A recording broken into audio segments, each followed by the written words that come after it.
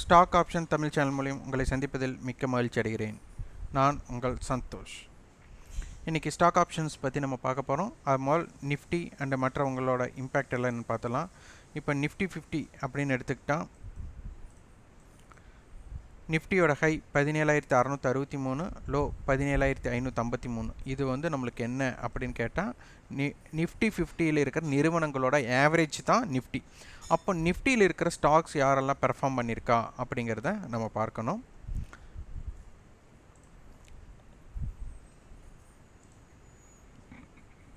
இப்போ நிஃப்டியில் பார்த்தீங்கன்னா நம்மளுக்கு ஐடிசி, இந்த ஐடிசி பார்த்தீங்கன்னா இன்றைக்கி நம்மளுக்கு லைஃப் ஹை 52 வாரத்தோட ஹையை பிரேக் பண்ணியிருக்கு. அடுத்தது டிசிஎஸ் 3164 ஹை போயிருக்காங்க. இன்றைக்கி நல்ல ஒரு ஏற்றத்தில் முடிஞ்சிருக்காங்க. அடுத்து பிரிட்டானியா, விப்ரோ, சிப்லா இவங்கெல்லாமோ 1% மேலே முடிஞ்சிருக்கிறாங்க. இறங்க முகத்தில் யார் முடிஞ்சிருக்கா அப்படிங்கிறத பார்க்கணும். HDFC லைஃப் 3% இறங்கியிருக்காங்க. Tech Mahindra, Adani Enterprises, SBI life இவங்கெல்லாமே ஒரு இறக்கத்தை சந்திச்சிருக்காங்க. அடுத்தது பேங்க் நிஃப்டி.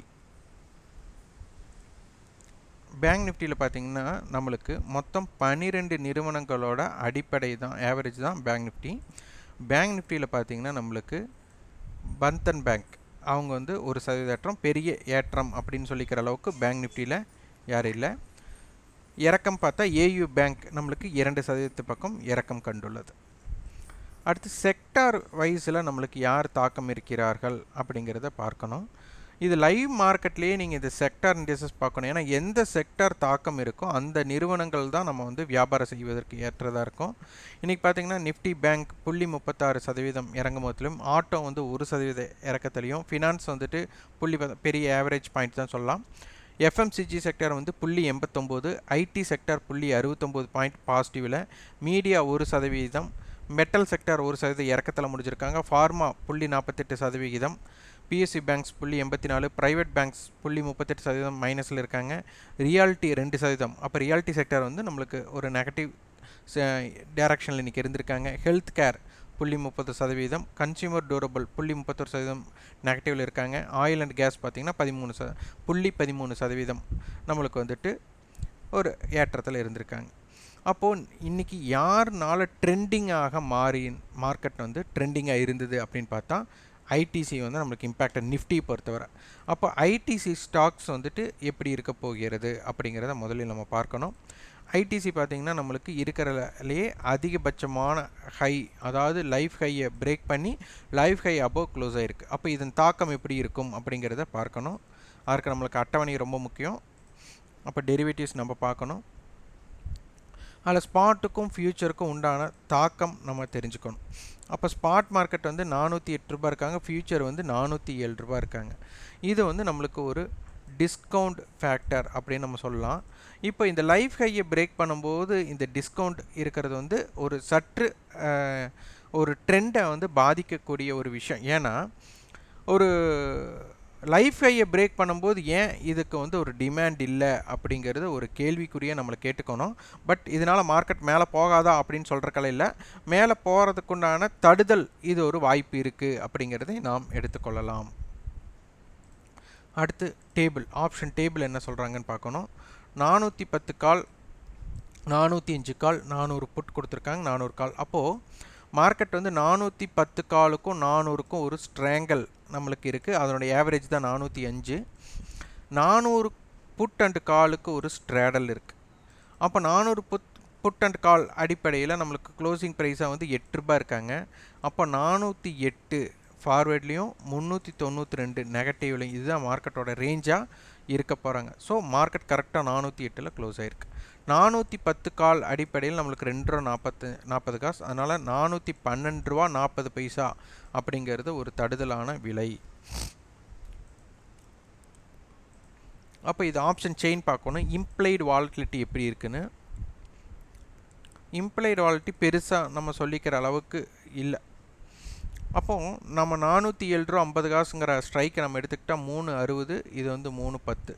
அப்போது நாளை தினம் 410 ரூபா 50 பைசா அப்படிங்கிறதும் 3 ரூபா 60 காசு மைனஸ் பண்ணால் நம்மளுக்கு 404 ரூபா.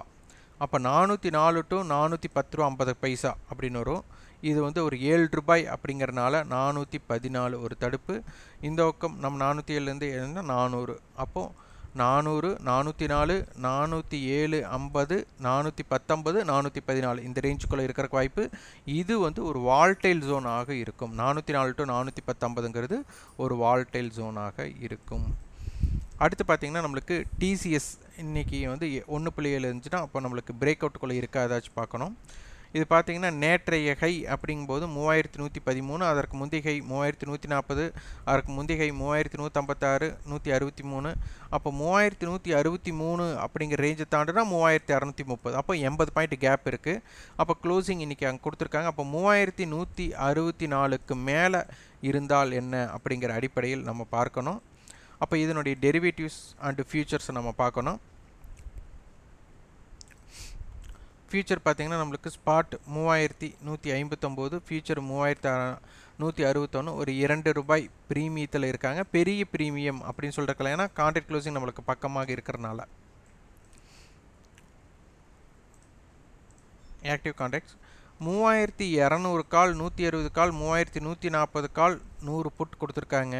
அப்போ 3100 அப்படிங்கிறது ஒரு பேஸ்டு, 3200 மட்டும் ஒரு வாய்ப்பு இருக்குது. அப்போ மார்க்கெட் 3160 க்ளோஸ் ஆனால்ட்டி 160 கால் புட் இம்பேக்ட் என்ன அப்படிங்கிறது ஆப்ஷன் செயினில் பார்க்கணும்.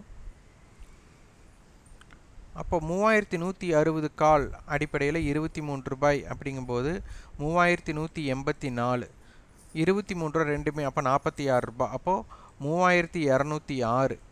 அடுத்து 3160 மைனஸ் 23, அப்போது 3137. அடுத்தது இது ஒரு 46 ரூபாய் அப்படிங்கும்போது 3110 ரூபாய். அப்போ இந்த ரேஞ்சுக்குள்ளே நம்மளுக்கு இருக்கிறதுக்கு உண்டான வாய்ப்புகள் அதிகமாக இருக்கும். இதுதான் டிசிஸோட ரேஞ்சாக இருக்க போகிறாங்க. இது வந்து ஒரு வால்டைல் ரேஞ்சாக இருக்குது. இந்த இடத்துக்குள்ளே மார்க்கெட் வால்டைலில் இருக்கக்கூடிய வாய்ப்புகள் அதிகமாக இருக்கும். இம்ப்ளைட் வால்ட்டி பெருசாக இல்லை. ஒரு மந்த நிலை இருக்கும்போது ஒரு பிரேக் அவுட்டுக்கு ஒரு தாக்கமாக இருக்காது. இதுவே F&O ஸ்டாக்ஸில் யார் இருக்காங்க அப்படிங்கிறத பார்க்கணும். F&Oவில் இன்றைக்கி பார்த்தீங்கன்னா ஐடியா நிறுவனம் நம்மளுக்கு 6 ரூபா 45 பைசா முடிச்சிருக்காங்க. அடுத்து வந்து ஆர்த்தி இண்டஸ்ட்ரீஸ் நம்மளுக்கு 1.95, பெரிய ஒரு இம்பேக்டடான க்ளோசிங் அப்படிங்கிற மாதிரி யாரும் இல்லை.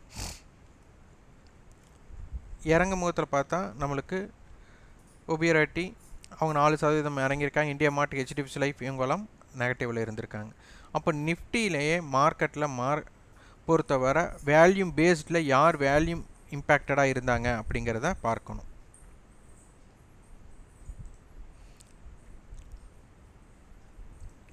டேர்ன் ஓவர் பேஸில் பார்த்தீங்கன்னா இன்றைக்கி ஐசிசி பேங்க் நல்ல டேர்ன் ஓவர் ஆகிருக்காங்க. HDFC Bank, Axis Bank, State Bank, Infosys இவங்கெல்லாம் வந்துட்டு நல்ல டேர்ன் ஓவர் ஸ்டாக்ஸாக இருந்திருக்கு. வேல்யூம் பேஸில் Tata Steel, ICICI Bank, State Bank, Axis Bank, ITC என்னதான் லைஃப் ஹை இருந்தாலும் வேல்யூம் வந்து மற்ற நிறுவனங்களை விட கொஞ்சம் குறைவாகத்தான் இருந்துள்ளது அப்படிங்கிறத தென்படுகிறது. அப்போ இன்றைக்கி ப்ரீ ஓப்பன்லேயே யாராச்சும் தாக்கங்கள் கொடுத்தாங்களா அப்படிங்கிறத பார்க்கணும்.